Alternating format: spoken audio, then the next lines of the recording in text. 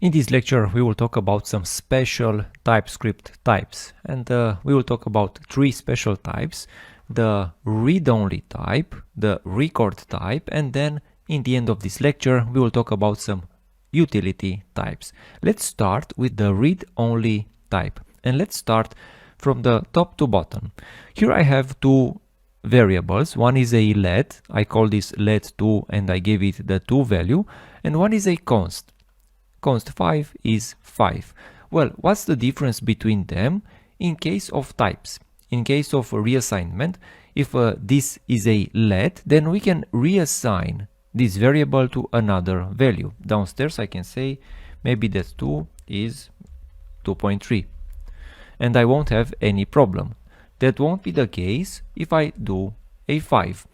And the reason for this is that TypeScript gives us some strong types in order to prevent these changes, because if I will hover over 2, you will see that the type of 2 is number, but if I will hover over 5, you will see that the type of 5 is 5. So there's no way I can update this type right here because this is a constant. So, and just as a info, I can also use literal types or number values as types. For example, this get5 function can simply return a 5 and this will return a 5. You know, we can use these literal types also as return type values. Just as an information, of course, this is stupid. I should be here like have a number, you know, but I just wanted to make a point. So this was the difference between let and const. Now TypeScript comes with some utilities when it comes to constants. For example, I have this type called employee, which contains a name and a position, but I can also have a utility type. This is a built-in TypeScript type, which is called read-only, and it is a generic type.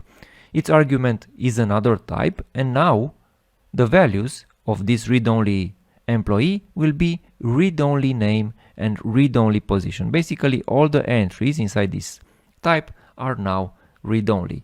And now, if for example I will have an object with this read-only type, if I will want to change some fields, I will have an error because it is only a read-only property.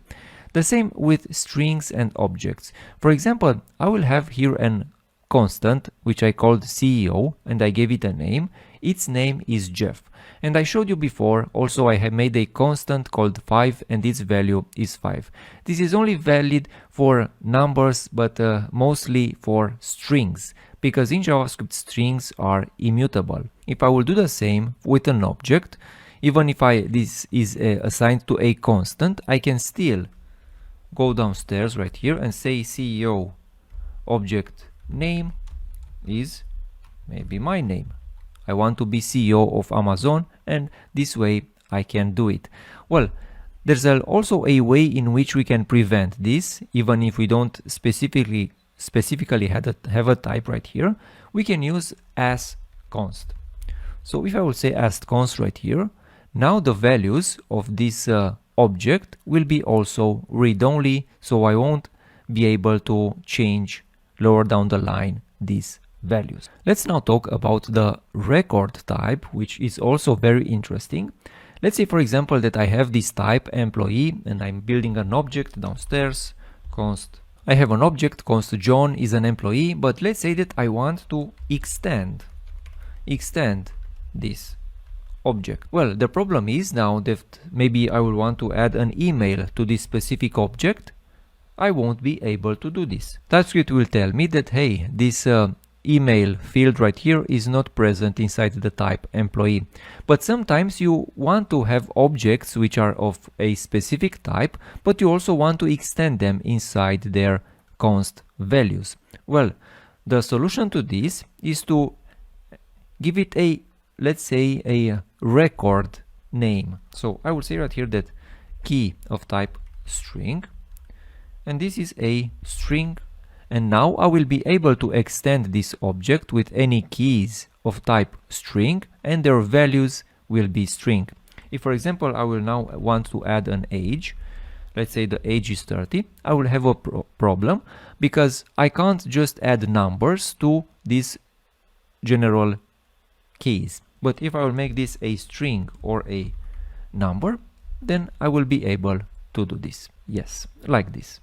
And also there's a utility type called record. So from time to time you won't know exactly the name of your key, and for this TypeScript gives us a utility type called record. For example, I have a constant called employees records, but I don't know exactly the name of its key.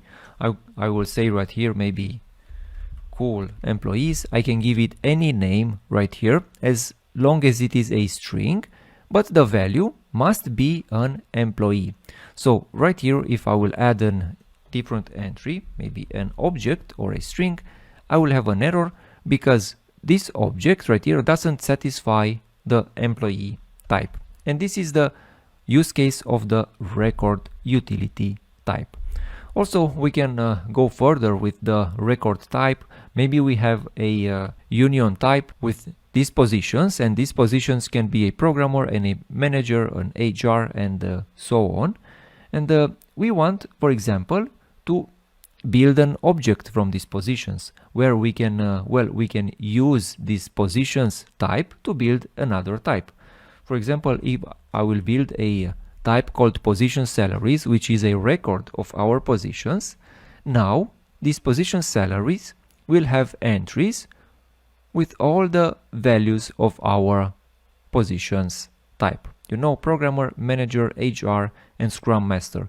And this way I was able to build very fast a new type from an existing type. If something will be changed with this initial type, then also it will be changed with the other types, and we will have a easier consistency in our code.